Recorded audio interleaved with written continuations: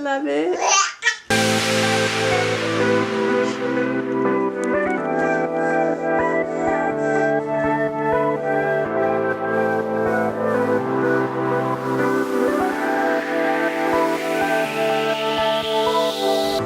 Hi, I'm Jared. I just made a sign for my daughter Brinley, and I'm just going to walk through the steps of what I did to make this sign. So if you have any questions, feel free to leave a comment below, or if you have other tips or ideas, leave a comment as well.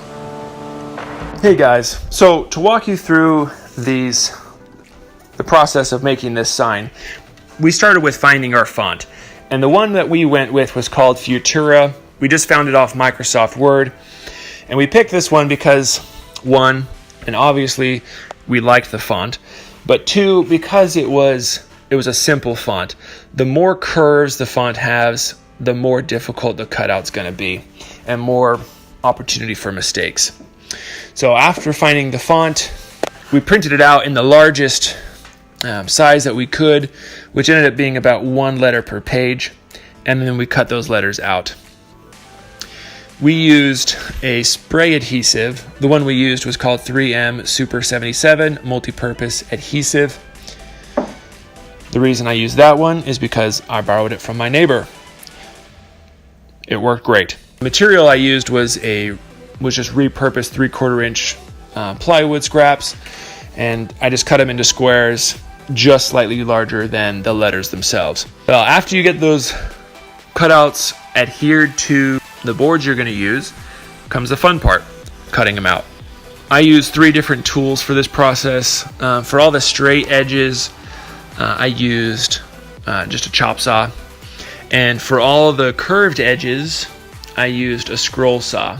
The scroll saw worked great, especially on the B and the N and the R, making all those curved cuts.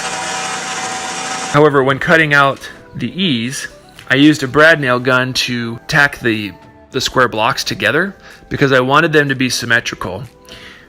And I used the scroll saw to cut them out, but I ended up breaking 2 blades because the boards, when they were stacked together, ended up being 1.5 inches, but the blade themselves were only rated up to 1 inch thick wood. So I ended up using a jigsaw with a scroll blade attached to it.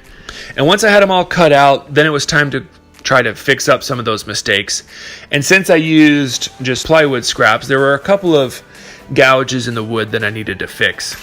And I used a wood filler, and this is just a product I picked up at Ace, just Famo Wood, original wood filler.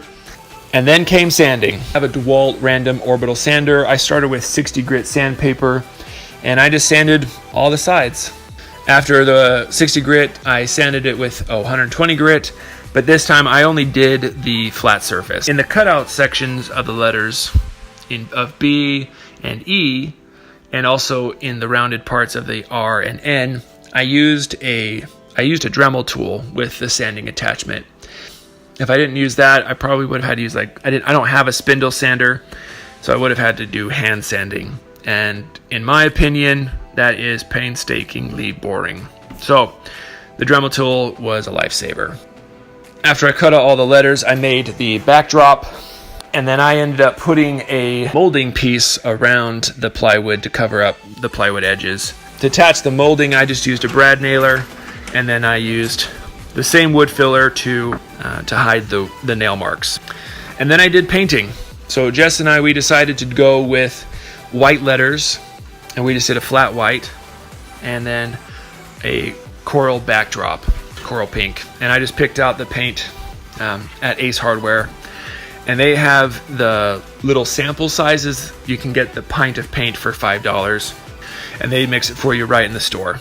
I painted each letter and the backdrop separately, and then I used a straight edge to space the letters on the backdrop and make them sure they're all lined up and straight.